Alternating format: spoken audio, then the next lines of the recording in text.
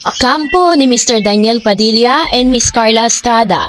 Abay tila baga may babalikan. Ano nga ba ang mga kaganapan sa balitang ito? Yan ang pag-uusapan natin maya-maya lang. At ayan, batipulat, hindi pa unang sisimula ang isang Lela Ford matapos siyang tanghalin bilang isa sa mga big winner sa katatapos lang na PBB Collab Edition 2.0 noong March 2026 ay naging viral na sa social media ang isang seryosong issue kung saan naglabas ng matapang na pahayag si Carla Estrada matapos siyang atakihin at ang kanyang anak na si Lela Ford ay virtual na nakaranas ng mababang ibang atake mula sa ilang netizen. Ang isyong ito ay hindi lamang basta online discussion. Ito ay naging mas malaki at mas seryoso dahil sa nilalaman ng mga mensahe na tila nagpudyok ng masama at hindi ka nais-nais na mga reaksyon mula sa mga sumusulat sa social media.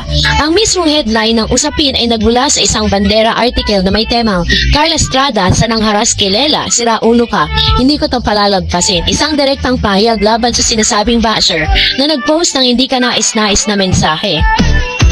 Si Miss Lela Ford ng isa sa ika-4 na anak ni Miss Carla Estrada at siyang emerging young personality sa Philippine television dahil sa kanyang paglahok sa Pinoy Big Brother Celebrity Collab 2.0.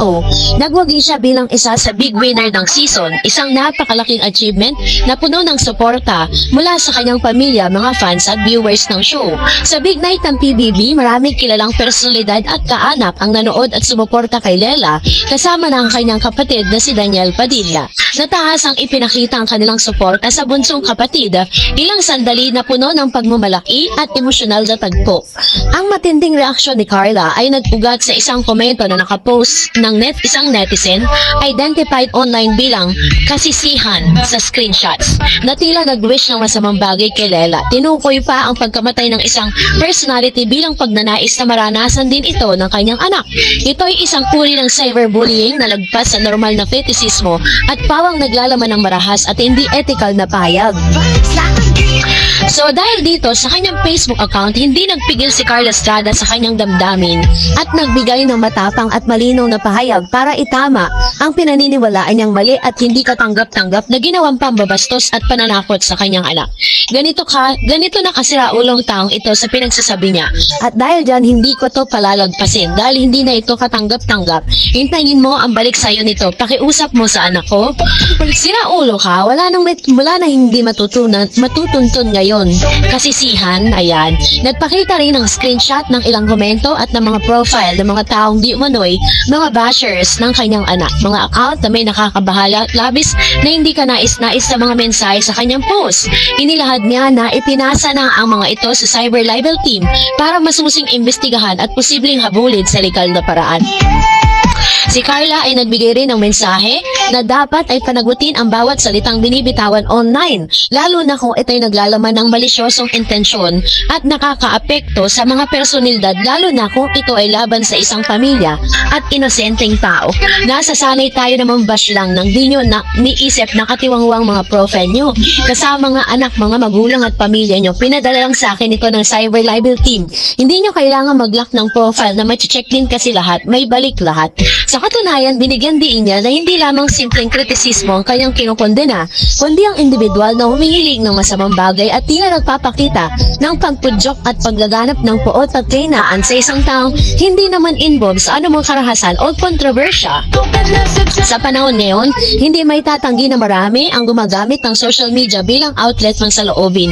Ngunit hindi lahat ay nauuwi sa masaya at responsableng paraan.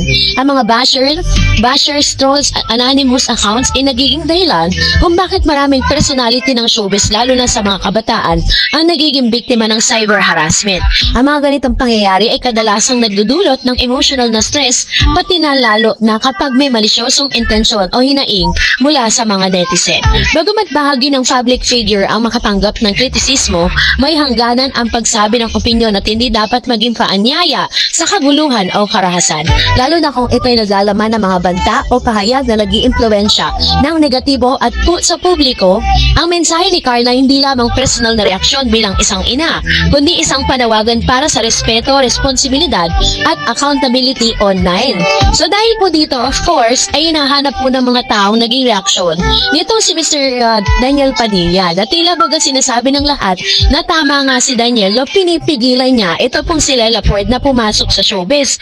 Dahil hindi pa man po lumalapag si Lela ng tuluyan dun sa kanilang bahay, dahil po sinundo na siya ng kanyang pamilya matapos ang big night, ay ang dami na po mga harassment na natatanggap at mga cyberbullying na natatanggap si Lela Ford, na bagay na hindi tinanggap ni Carla Estrada at ng kapatid na itong si Daniel Padilla. Kaya naman gumawa sila ng paraan para matrace ang ilan sa mga komento at hindi magagandang salita na ipinupukol sa kanilang anak, kung saan lumapit sila sa anti-cyber libel o anti-cyber bullying na mga team, kung saan ay talagang binasisi nila ang mga profile, ang mga pagkakakilanlan ng mga taong ito. So, bukod sa pagsumbong at pagharap sa mga taong nag-post ng mga hindi tamang mensahe, nagbahagi rin si Carla ng mga salita ng suporta at gabay para sa kanyang anak. Ayon sa kanyang iba pang post, sinikayat na si Lela na tutuon ng pansin sa tunay na laban sa labas ng bahay ni Kuya, ang totoong buhay at ang oportunidad sa kanyang karir bilang artista. Ayon sa kanya, kahit gaano man kahirap ang mga pagsubok, ang tunay na tagumpay ay nagsisimula sa pagiging matatag, desente at may sariling paninindigan. Mga aral na hindi lamang dapat marinig kundi ipapamuhay ng isang artistang tulad ni Lela habang siya ay patuloy na naglalakbay sa showbiz at sa kanyang mga personal na pangarap.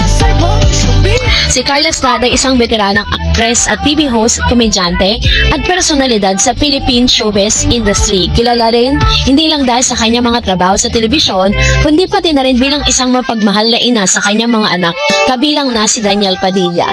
Ang kanyang naging reaksyon sa isyong ito hindi lamang dahil sa pagiging protective mom, kundi dahil sa kanyang paniniwala na may batas at moral na limitasyon ang bawat pagpapayag ng opinion online, lalo na kung ito'y nakakasakit at naglalaman ng banta o pahayag na naglalagay ng kapahamakan sa iba. So, ang kaganapang ito ay hindi ordinaryong chika sa social media. Ito ay isang halimbawa na kung paano ang mga salita at komento sa online platform ay may malalim na epekto sa mga taong nababanggit sa mga ito, lalo na sa mga kabataan at sa mga taong pinaka-naapektuhan ng haters at trolls. So, sa ngayon ay patuloy pa rin ilalaban di umano ng kapwa ni Daniel Padilla at ni Miss Carla Estrada, talagang babalikan po nila ang bawat komento na talagang nag-trigger, para talagang gawin nila ito pong race back para sa kanyang anak. So, that's it for today. For more videos and updates, please don't forget to like and subscribe, and please don't forget to follow my Facebook page, Dar Eds TV and Dar Eds channel. God bless everyone!